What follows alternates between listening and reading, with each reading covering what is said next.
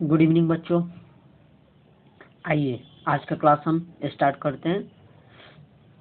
आज हम लोग प्रोनाउन स्टार्ट करने हैं। प्रोनाउन से जानकारी, प्रोनाउन होता क्या है उसके बारे में।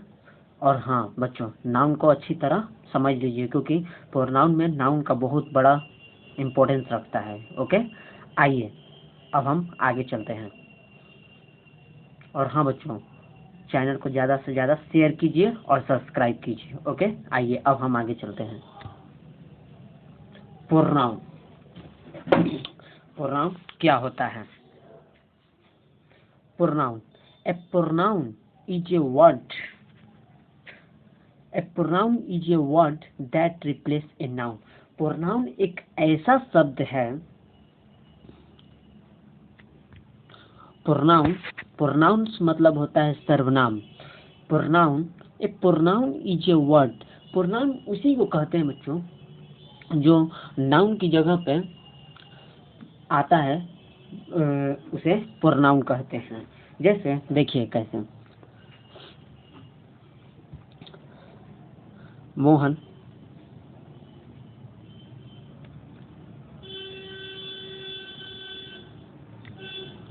मोहन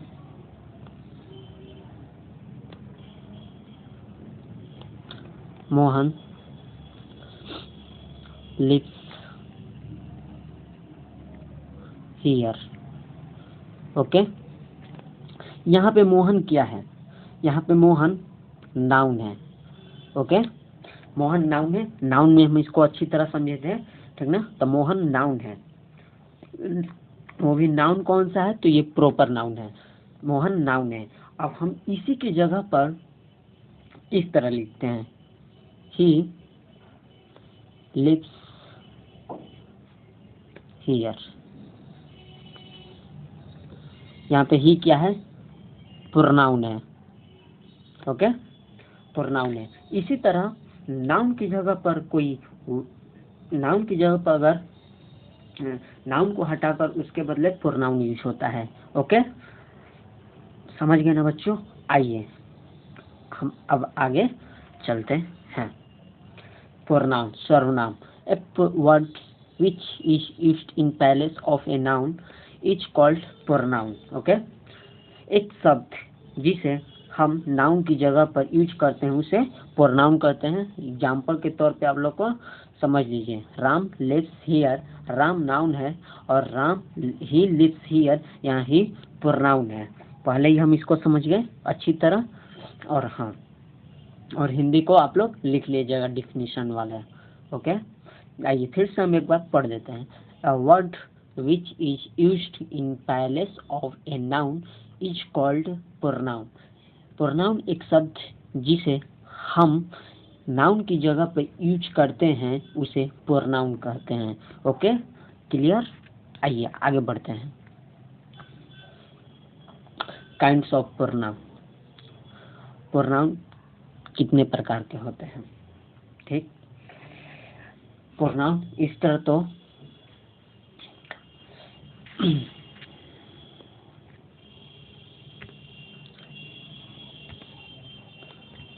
आइए हम इस तरह ले लेते हैं। प्रोनाउन इस तरह 11th प्रोनाउन होते हैं। ओके, जिसमें पहला पर्सनल प्रोनाउन, जिसमें पहला पर्सनल प्रोनाउन होता है। पर्सनल प्रोनाउन का मतलब होता है पुरुषवाचक सर्वनाम। समझे? पुरुषवाचक सर्वनाम ये क्या बताता है? हम एक एक बारीकी से लेकर चलेंगे। पहले हम इसको पर्सनल प्रोनाउन को डिफाइन और इसको बारीकी से अच्छी तरह हम इसको समझ लेते हैं कि पर्सनल प्रोनाउन होता क्या है। पर्सनल प्रोनाउन उसी को कहते हैं जिसका first person, second, first person, first person, second person, second person, second person एवं थर्ड पर्सन, थर्ड पर्सन। आइए हम फर्स्ट पर्सन को समझते हैं। ओके, फर्स्ट पर्सन क्या होता है? फर्स्ट पर्सन के, सुनिएगा ध्यान से, क्या कहते हैं फर्स्ट पर्सन को? फर्स्ट पर्सन के प्रोनाउन जो होते हैं सामान्यतः एक वचन में वक्ता और बहुवचन में वक्ता और अन्य का बोध कराते हैं। जैसे फर्स्ट पर्सन के अंतर्गत आते क्या हैं? आइए फर्स्ट पर्सन के अंतर्गत आते हैं, ये फर्स्ट शॉर्ट में लिख देते हैं, समझ लीजिए। फर्स्ट पर्सन के अंतर्गत आते हैं आई, वी, आई और वी फर्स्ट पर्सन के अंतर्गत आते हैं। और हाँ, आइए अब हम इसको लिखते हैं। आई के साथ क्या क्या यूज होता है? Possessive, adjective, possessive pronoun, objective, reflexive pronoun, ये सब में क्या यूज होता है? आइए आई के तहत हम क्या समझते हैं? आई के साथ आता है, आई के साथ माई, इसको बोलते हैं पी ए, पॉजेसिव एडजेक्टिव। हम इसको एडजेक्टिव में समझेंगे। माइन, ये होता है पॉजेसिव प्रोनाउन, ये होता है पॉजेसिव प्रोनाउन। और ये होता है ऑब्जेक्टिव। ओके, ऑब्जेक्ट होता है और ये ऑब्जेक्टिव केस होता है। और ये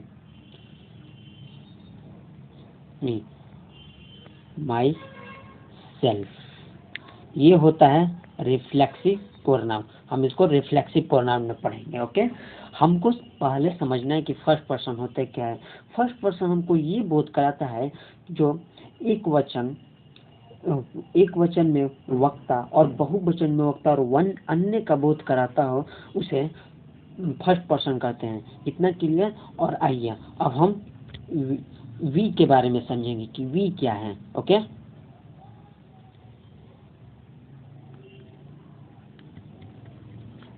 फर्स्ट पर्सन के अंतर्गत वी भी आता है। हम इसको पहले समझा देंगे, फिर डिफिनीशन के माध्यम से एक एक हम लोग समझेंगे। ओके, ठीक ना बच्चों?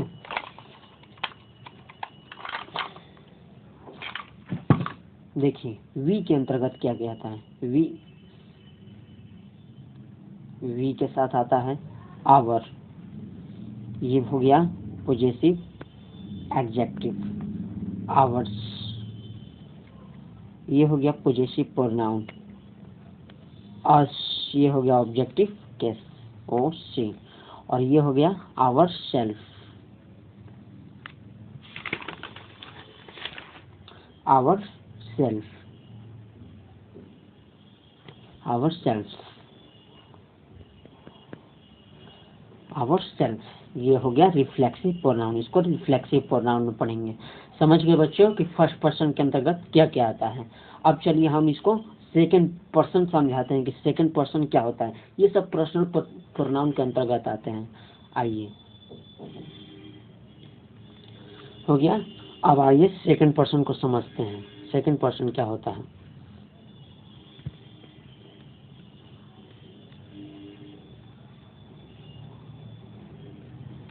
सेकंड पर्सन, सेकंड पर्सन क्या होता है?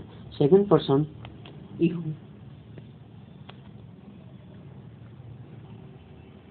ये हो जाता है नॉमिनेटिव केस, इसको एनसी लिखते हैं। योर, ये हो गया possessive adjective. Yours, possessive pronoun. You, object OC, objective case. और योर सेल्फ,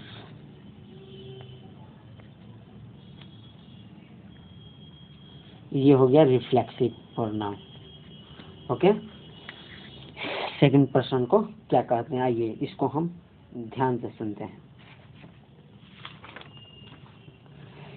सेकंड पर्सन उसे कहते हैं जिसके प्रोनाउन समानतः संबोधित किए जा रहे हैं या व्यक्ति या व्यक्तियों का बोध कराते हैं। मतलब हम किसी के दूसरे के बारे में, जैसे मेरे सामने कोई खड़ा है, हम उसके बारे में जिक्र कर रहे हैं, उसी को सेकंड पर्सन कहते हैं। ओके, आइए अब हम थर्ड पर्सन के तहत चलते हैं। थर्ड पर्सन,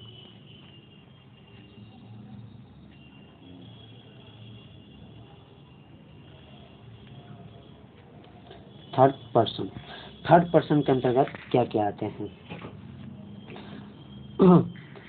थर्ड पर्सन के अंतर्गत ही, सी,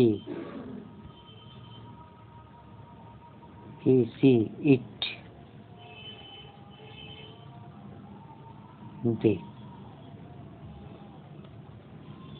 ओके, ये सब थर्ड पर्सन के अंतर्गत आते हैं। ओके, हम इसके बारे में आपको चैट पेपर जैसा मिलेगा, आप लोग इससे याद कर लीजिएगा।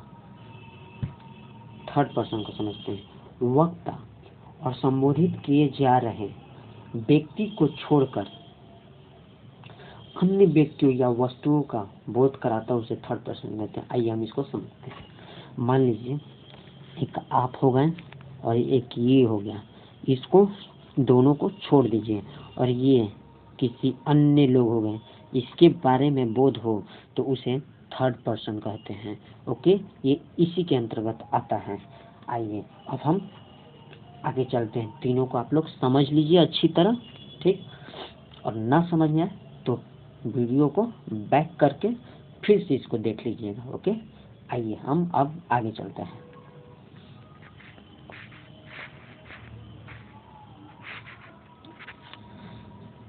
देखिए यहाँ पे वही लिखा गया है। Personal pronoun which are primarily associated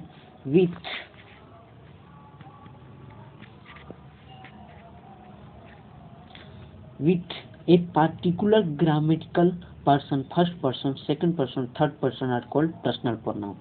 यहाँ पे सब लिखा गया है, देख लीजिए। देखिए, पर्सन से जुड़े प्रोनाउन को ही पर्सनल प्रोनाउन कहते हैं। समझ गए आप लोग? आइए अब हम आगे चलते हैं। देखिए ये चैट बॉक्स अभी आप लोग को समझाया, जैसे बारीकी से समझ लीजिए। देखिए फर्स्ट पर्सन के अंतर्गत अभी बताया आप लोगों को थोड़ी देर पहले, आई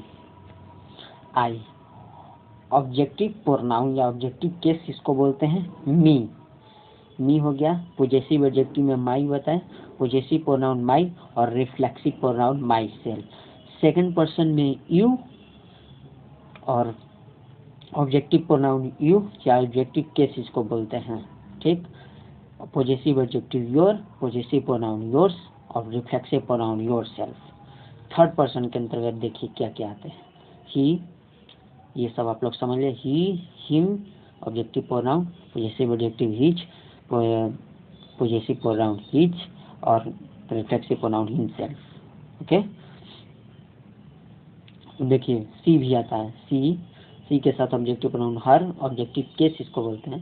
possessive adjective her, possessive pronoun hers, reflexive pronoun herself. Okay, third person के अंतर्गत फिर देखिए it, it, possessive objective case, possessive adjective its, possessive pronoun its, मतलब क्रॉस होता है it, its, cross it, possessive pronoun cross होता है, reflexive pronoun itself. और आइए थर्ड पर्सन के अंतर्गत क्या आता है, देखिए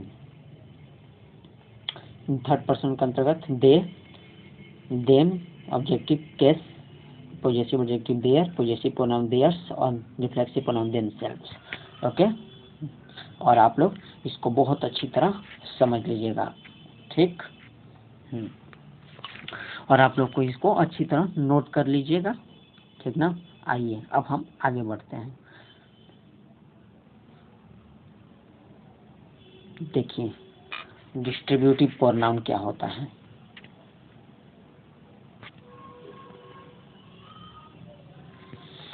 डिस्ट्रीब्यूटिव प्रोनाउन किसे कहते हैं? प्रत्येक वाचक सर्वनाम होता है। ये पर्सनल प्रोनाउन खत्म। अब दूसरा आ गया डिस्ट्रीब्यूटिव प्रोनाउन। डिस्ट्रीब्यूटिव प्रोनाउन का मतलब होता है प्रत्येक वाचक सर्वनाम। आइए अब हम इसको समझते कैसे हैं। Pronoun that refers to persons or things taken one at a time are called distributive pronoun। Okay, देखिए इसको कैसे बोलते हैं। प्रोनाउंस जो एक समय में एक व्यक्ति या वस्तु का बोध कराए उसे डिस्ट्रीब्यूटिव प्रोनाउन कहते हैं। इसके अंतर्गत क्या क्या आते हैं? एज, each, either and neither. Okay, यहाँ पे समझिएगा, पहले आप लोग को समझा देते हैं इच, आइदर और नाइदर में कंपेयर कैसे करेंगे।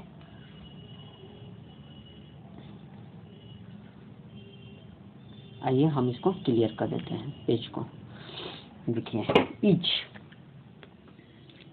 इच का मतलब क्या होता है? इच का मतलब होता है प्रत्येक। ओके, देखिए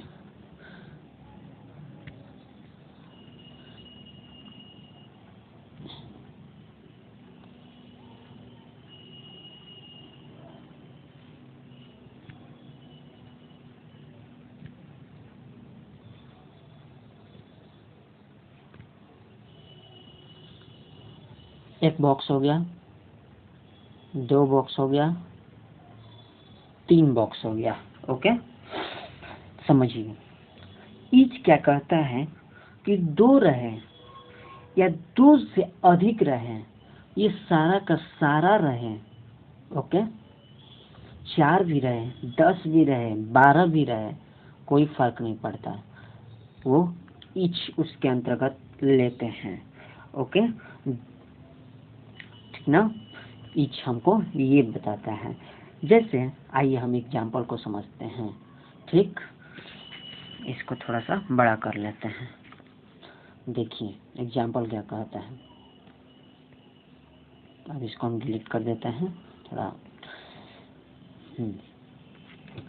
जैसे मेरे पास 2 कलमें हैं बट प्रत्येक अच्छा चलती है, मतलब 2 कलम है, दोनों की दोनों चलती है।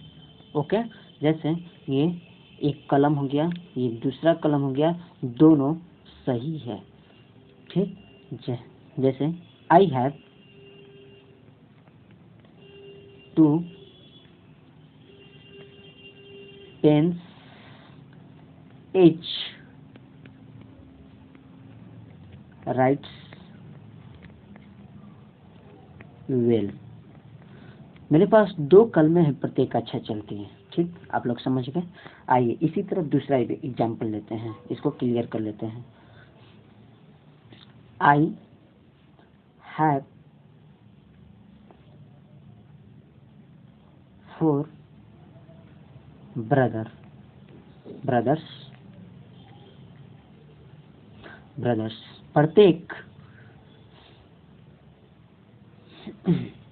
प्रत्येक हमसे बड़े हैं। Etch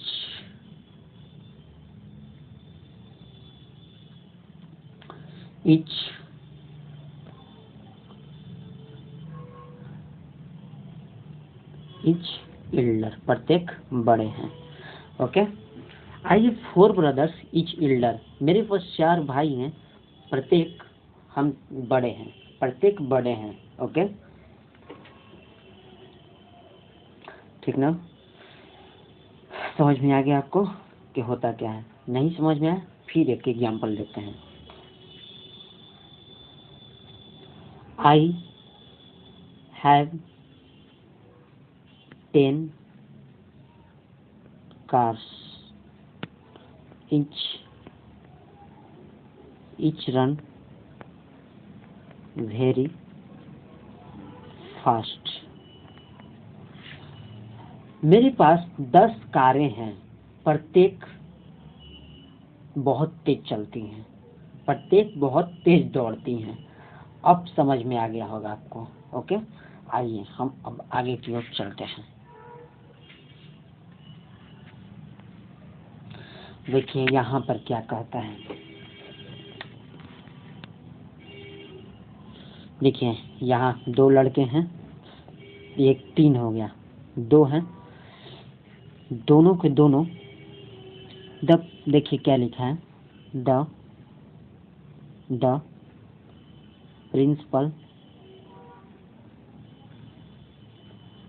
principal has has called off the student. Okay, समझ लीजिएगा। Principal, the principal has called each of the student.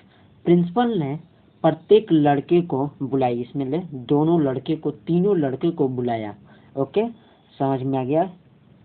समझ में आ गया आप लोग को? अब देखिए इसको, ओहो,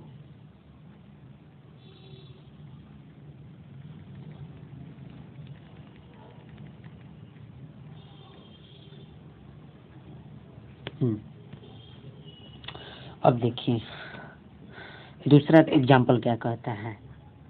ईच के बारे में तो आप लोग समझ लिए, ठीक। अब आइदर के बारे में हम लोग समझते हैं कि आइदर क्या होता है।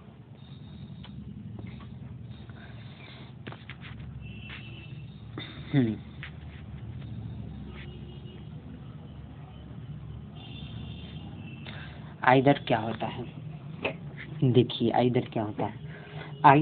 आइदर कहता है हम लोग से कि दो में से कोई एक, आइदर कहता है कि दो में से कोई एक, पहला या दूसरा के अर्थ में आइदर का प्रयोग किया जाता है। मान लीजिए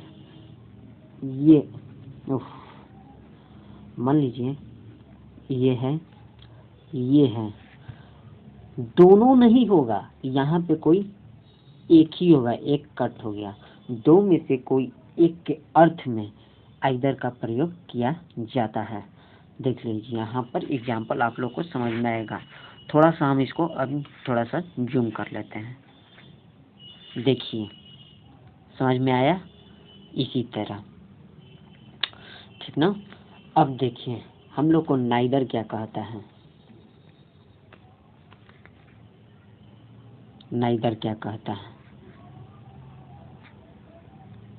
देखिए नाइदर ये कहता है कि दो में से कोई भी नहीं के लिए। मान लीजिए ये है एक लड़की, एक है दूसरी लड़की, और ये दो ही, नाइदर के लिए दो ही यूज होगा।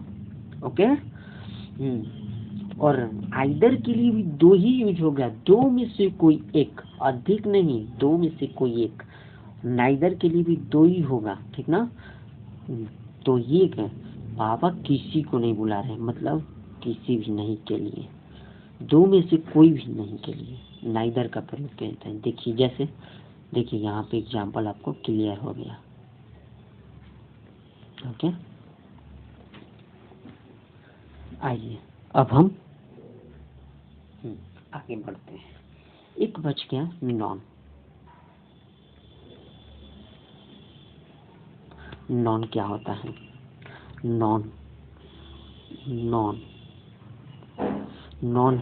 का मतलब समझिए। नॉन ये हो गया कि एक लड़की। नॉन कहता है कि चारों में से कोई नहीं, मतलब हजार भी हो सकते हैं। नॉन की स्थिति में ये कहता है नॉन कि चारों में से कोई भी नहीं के लिए नॉन का प्रयोग किया जाता है। ओके, और नाइदर के लिए बस दो में से कोई भी नहीं। आइदर कहता है कि दो ही लेकिन कोई एक, और ईच कहता है कि दो या दो से अधिक यानी हजार, प्रत्येक के लिए ईच का प्रयोग किया जाता है। ओके, समझ में आ गया होगा। चलिए अब हम आगे चलते हैं।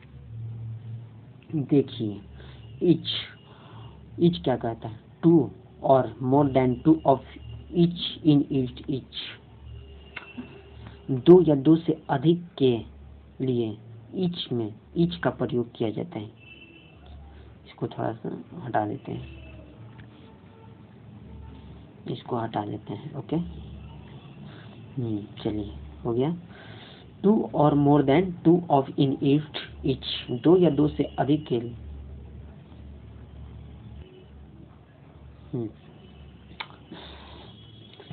दो और दो से अधिक के प्रत्येक के लिए ईच का प्रयोग किया जाता है। जैसे I have 2 pens each writes well, बताए थे अभी कि 2 पेन है, प्रत्येक अच्छा चलती है। There are 10 boys in the class, 10 class में 10 लड़के हैं।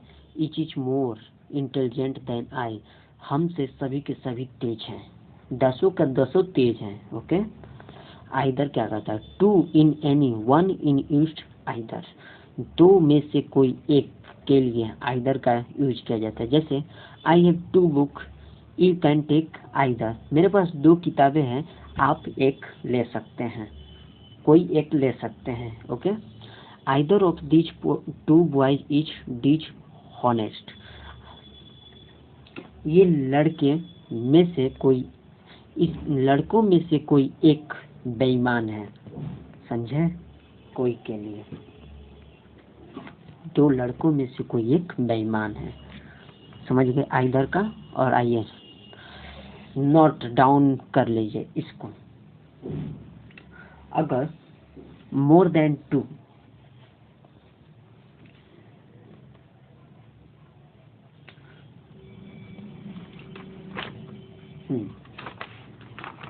दो में से कोई एक के लिए आइदर, और दो से अधिक में से कोई एक के लिए, मतलब 1500 में से कोई एक का बोध कराए, उस स्थिति में एनी या एनी वन का यूज किया जाता है। जैसे I have 4 books you can take, 4 किताबें हैं, कोई एक ले सकते हैं।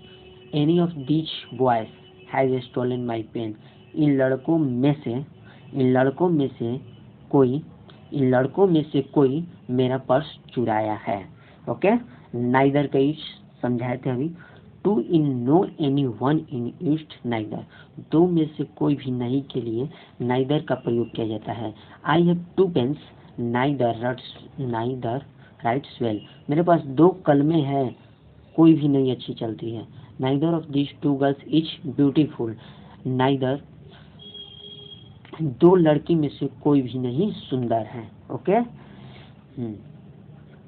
चलिए आज का क्लास यहीं तक, और कल हम लोग पढ़ेंगे नन को अच्छी तरह और समझेंगे, और फिर आगे का जो प्रोनाउन बच रहा है,